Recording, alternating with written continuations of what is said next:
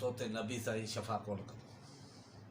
हाफ़िज़ पंहिंजो मठ पाण आहे न, चई नबी साईं को तुंहिंजे तक जो काउंसलर आहे या तूं शफ़ा कोन कंदो।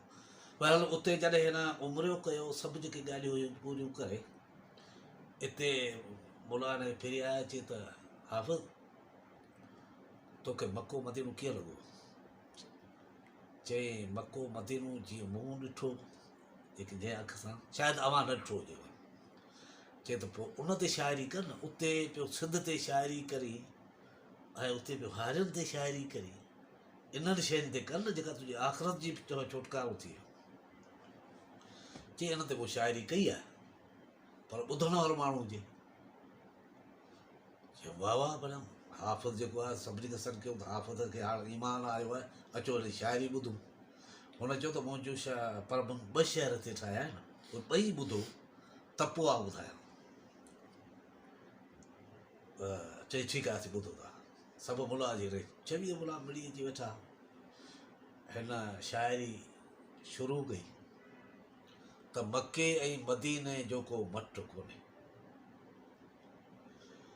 मके ऐं मदीने जो को मट कोन्हे, ईअं सिंध मुंहिंजी बि कंहिंखां घटि कोन्हे।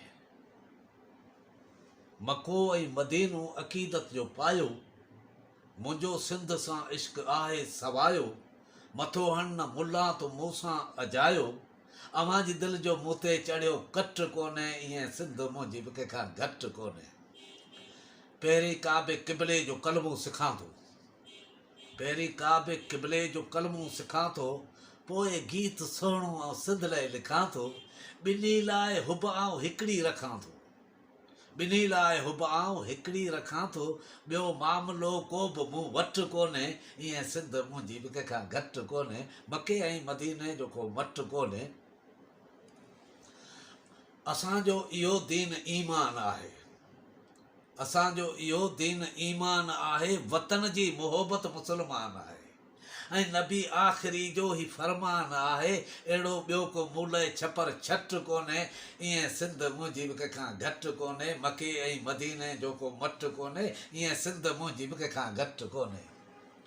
को हाफ़िज़ जे पोयां हले न हले, न को मुंहिंजे रस्ते तां मूंखे झले, असां तां तो अहमक उहो ई खिले, जेके इश्क जो को लॻो झटि कोन्हे, ईअं सिंध मुंहिंजी बि कंहिंखां घटि कोन्हे, मके ऐं मदीने जो को मट कोन्हे, ईअं सिंध मुंहिंजी बि कंहिंखां घटि कोन्हे।